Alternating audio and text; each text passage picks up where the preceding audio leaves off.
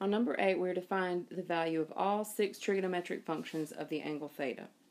And we're given the triangle with 2 of the sides labeled, but when you need the 6 trig ratios, the first thing you need is all 3 sides. So let's find our missing side by using the Pythagorean theorem. So we're going to write a squared plus 9 squared equals 13 squared. Well then, a squared is equal to 169 minus 81. So a squared equals 88. And then when we take the square root of both sides and simplify our radical, we get that a is 2 on the square root of 22. And we label our triangle to reflect that new information. And now we have all 3 sides of our triangle, and we're ready to write our 6 trig ratios. And the first one is sine, and the sine of theta is opposite over hypotenuse. And if I were standing on the angle, and that's a good way to think about these, imagine that you're standing on the triangle on theta, then what is opposite you? And that would be 9. And the hypotenuse doesn't move, so that's 9 over 13. And then we need the cosine of theta, which is adjacent over hypotenuse. And again, if I were standing on that angle now, the adjacent side to me, and remember your opposite and adjacent will always be the legs of the right triangle. So this is going to be 2 on the square root of 22 over 13. And then the tangent of theta, here, let me not write on top of my triangle. The tangent of theta is simply the opposite over adjacent. And standing on the angle, my opposite side is 9. My adjacent side is 2 on the square root of 22. So that's the 3 main trig ratios. And then to get the other 3, we'll just reciprocate these because the other 3 are the reciprocals of each of these. And the first reciprocal we have is the reciprocal of sine, which is cosecant. So cosecant theta, we're just going to flip the answer we got for sine, so that's 13 over 9. And then for secant theta, which is the reciprocal of cosine, we're going to flip the answer we got for cosine, so that's 13 over 2 on the square root of 22. We fix that last 2 a little bit better. And then the final thing we need to add to our list is the cotangent of theta, which is the reciprocal of tangent. So we put the 2 on the square root of 22 on the top and the 9 on the bottom, and we're finished with number 8. On number 10, we have a new set of directions here, and you'll notice there's a typo. That should not be assume x. That should be assume that theta is an acute angle in a right triangle satisfying the given condition. And the condition is that what we know is that for this angle, our sine, which is the opposite over hypotenuse, is 2 over 3. So to do these problems, your first order of business will be to sketch a triangle. So we sketch a nice right triangle, we put in a theta, and we establish the sides relative to this angle. So again, you're standing on the angle, the opposite side would be this one, so we're going to label that 2. Hypotenuse doesn't move, it's always across from the right angle, so that's 3. So we've got 2 of our 3 sides, and our next step will be to find the missing leg. So we again use the Pythagorean, a squared plus b squared, I'm sorry, not b squared, a squared plus 2 squared equals 3 squared. So a squared equals 9 minus 4. So a squared equals 5, and a equals the square root of 5. So we come up and label this side the square root of 5, and let's erase our little equation out of the way so that doesn't get too crowded as we look back at it.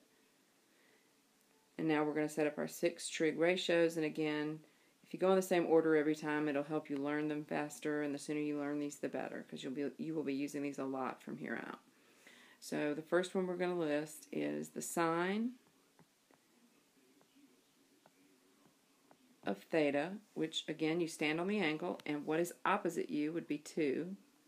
What is adjacent to you, and then the hypotenuse is 3. But wait, that's the one we had, so we don't need that one, right? So cosine would be our next one. So cosine theta, which is adjacent over hypotenuse, when I'm standing on that angle, the square root of 5 is adjacent to me. and my hypotenuse is still 3 because it doesn't go anywhere. And then the tangent of theta is opposite over adjacent, and the opposite side when I'm standing on that angle is 2, and the adjacent side is the square root of 5, so that's my tangent. Well, now I need the reciprocal partners to each of these, and sine theta is 2/3, so the cosecant of theta, which is the reciprocal of sine, will be 3/2. The secant of theta is the reciprocal of cosine, so that will be 3 over the square root of 5. And the cotangent of theta, which is the reciprocal of tangent, is the square root of 5. Let's see if I can get this on this one last try here. The square root of 5 over 2. You'll notice on these examples that I'm leaving the square root in the bottom. We have now reached the point in math where that is okay to do, and so we will save ourselves that time by not simplifying the radicals. If you feel compelled to do that, if that's a compulsion of yours, go ahead, but it is not required at this stage. All right, then we go on to 18, which is another one from the same batch. Now we're given the secant, which is the reciprocal of cosine, and cosine is adjacent over hypotenuse. So this one is hypotenuse over adjacent. So again, we sketch a triangle, label what we know, and find what's missing. So we're going to put a theta in here that we can stand on. And our hypotenuse is 17. The hypotenuse doesn't move. It's across from the right angle. And 5 is my adjacent, so I put it beside the angle that I've labeled theta. And then I use the Pythagorean to find the missing side. So I have 5 squared plus b squared equals 17 squared. So b squared equals 17 squared minus 5 squared. So b squared equals 264. And then if you take the square root of that and then simplify your radical, you end up with 2 square roots of 66. So that's our third side. 2 square roots of 66. So now we set up our other 5 trig ratios. Again, we start with sine. And the sine of theta, again, remember sine is opposite over hypotenuse. And when I'm standing on that angle, the opposite side is 2 square roots of 66. And the hypotenuse is 17. Cosine of theta is adjacent over hypotenuse, and when I'm on theta, 5 is adjacent to me. The hypotenuse is the hypotenuse no matter where I am on the triangle, so that's 17. And then the tangent of theta is opposite over adjacent, and when I'm standing on theta, 2 on the square root of 66 is my opposite, and 5 is my adjacent. So that is tangent. Then I get my reciprocal pairs, and the reciprocal of sine theta is cosecant theta. So cosecant theta, because sine theta is opposite over hypotenuse, this is hypotenuse over opposite. So it's 17 over 2 on the square root of 66, or I can just flip sine and trust my answer to the first one to get me the reciprocal pair. The reciprocal of cosine is secant theta. So I'm just going to reciprocate my answer to the cosine because this one is hypotenuse over adjacent. That gives me 17 over 5. And then the last one to write is the cotangent of theta. Cotangent is the reciprocal of tangent. So I write 5 over 2 on the square root of 66. And number 18 is finished. Then we go to number 20. And on number 20, new set of directions, we are to evaluate without using a calculator. Well, you haven't spent enough time with radian measure, but this is an angle in radian measure. So I would suggest, for this section at least, when you have an angle in radian measure, that the first thing you do is convert it to degrees. So let's take a little side step down here. and do that now. Remember to convert an angle in radian form, like we did in 4.1. We'll multiply by the conversion factor, and since we want to get an answer in degrees, we know that has to be on top, and we want to get rid of the pi, so that's going to be on the bottom. So our pi's cancel, and 180 divided by 4 is, in fact, 45 degrees. So after all the canceling was said and done, we've just discovered that the tangent of pi fourths is the same thing as the tangent of 45 degrees. Well, if you studied your packet and remembered your special right triangles, you realize that if we're taking the tangent of 45 degrees, looking at the related triangle should help us. So we can draw a 45, 45, 90 triangle, and remember that makes the legs congruent. So this is L, L, L on the square root of 2. And so if I stand on either one of the 45s, my opposite and adjacent will be the same.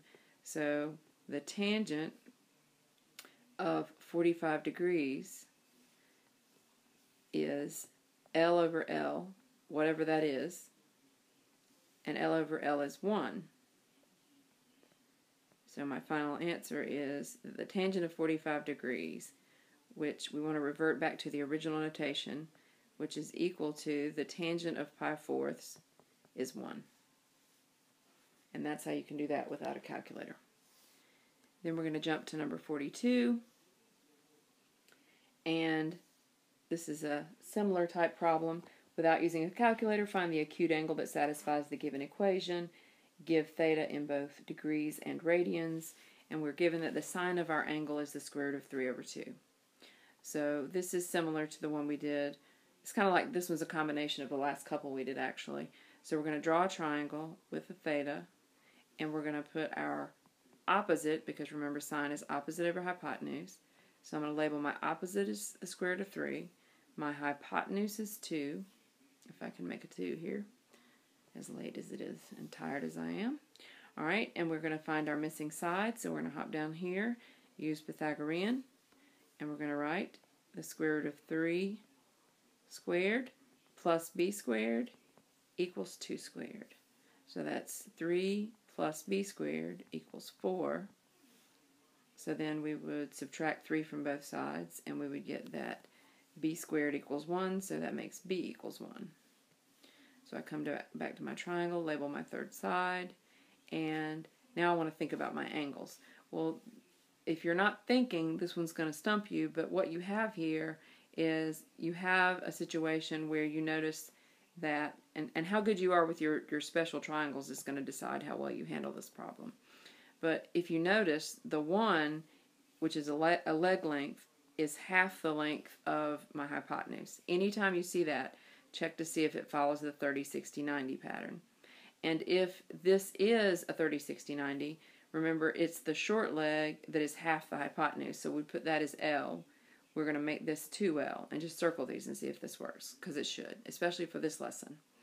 And then that would make this one L on the square root of 3. Well, if L is 1, I could rewrite the square root of 3 as 1 on the square root of 3. So all we have to do is orient ourselves to the special relationships in this triangle, and we realize that the short leg is always across from the 30-degree angle, so this angle would have to be 30 degrees, and that makes theta 60 degrees. So that's the answer to this problem. Theta has to be 60 degrees based on the given information. And then we go to number 54, which we are to solve the triangle shown.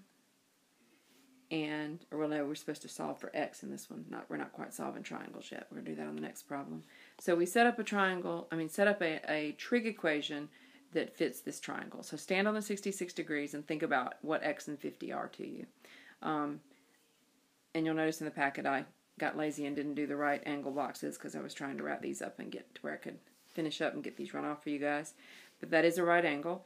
And so 50 is my hypotenuse, and x is beside me, so that would make x my a. So if I have a and h, I'm going to use cosine, because cosine is adjacent over hypotenuse. But now instead of putting theta, I know that my angle measure is 66 degrees.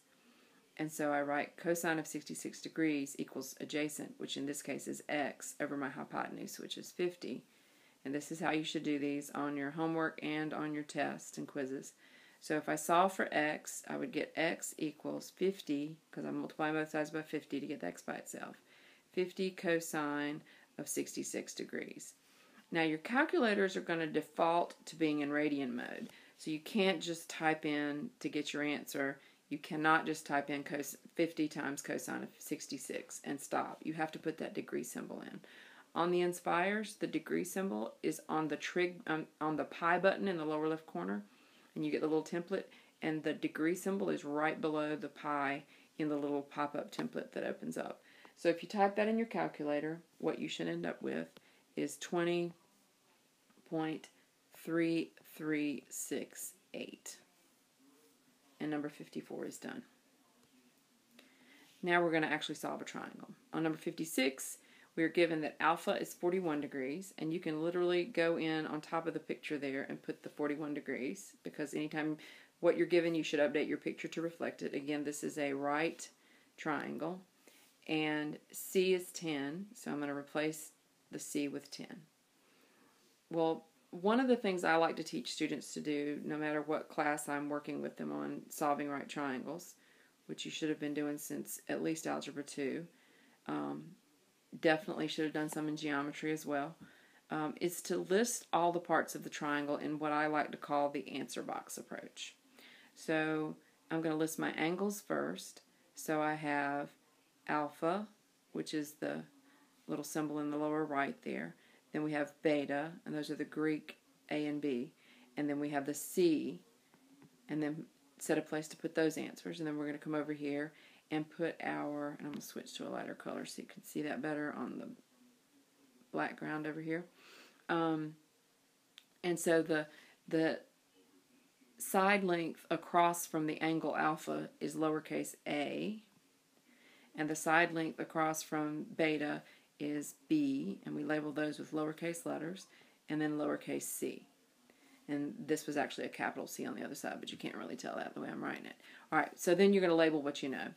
Well, or what you were given. We were given that C is 10, C is a 90-degree angle, and then alpha was 41 degrees. So I've labeled everything that I was given. Well, then if you go back and put boxes, it'll help you remember what it is you have to find, and you'll remember later what was actually your answer and what was your setup, because that kind of gets you thinking in the right direction. If you do the answer box approach, it kind of jumps out at you that you can do the side where you've got the two pieces of information first. And since this is a right triangle, and we have 90 degrees and 41 degrees, remember they have to add up to 180 total, and on a right triangle the two acutes must add up to 90. So 41 plus 49 would give me 90 on that side. So there's my first piece of information without any work at all. And now we'll go back and get the A and the B. Now, there's a couple of different ways you can handle A and B in this particular problem. You can use a lot of geometry to do it and not have to use, for instance, once you get A, you could use the Pythagorean to get B, but what I would like for you to do is to use two trig equations just for practice. So let's start with A. If I'm standing on the 41-degree angle, and I would suggest you go back to the one given, because sometimes when you solve for the angle, it won't be an exact value. So let's use the 41. If I'm standing on the 41, A is opposite me, and I have my hypotenuse. So I'm looking for my opposite. I have my hypotenuse. That tells me that I'm going to use sine of 41 degrees, and then I'm going to use A for what I'm looking for over 10. So then I write A equals 10 times the sine of 41 degrees, and again, carefully inputting that in my calculator, I'm going to get approximately 6.56. So I go over here to my answer box and record that answer, 6.56, and then I need one more trig equation to get B, and now I go back and look at the triangle, and when I'm standing on the 41-degree angles, B is adjacent to me, and I have my hypotenuse, so that's cosine. So the cosine of 41 degrees equals the adjacent, which is b, over the hypotenuse, which is 10. So b equals 10 times the cosine of 41 degrees. And again, using your calculator to get that result, you should get 7.55. Put that in the answer box, and we are finished with our next to the last problem. And now we're going to do one word problem to kind of give you an idea of how these work.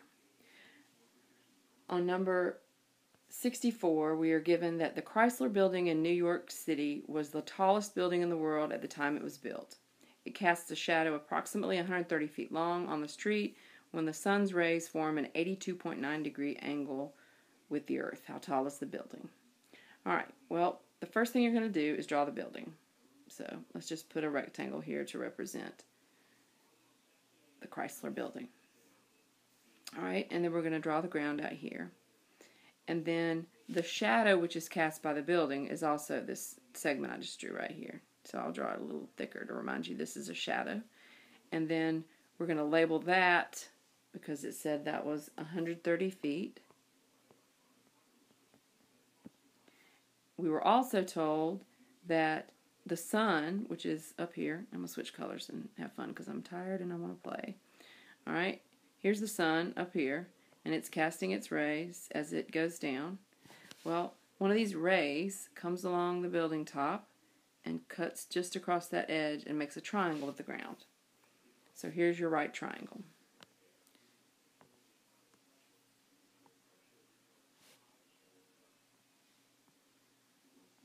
And we're told that the angle that's formed with the earth is 82.9 degrees. So that makes this my 82.9 degrees.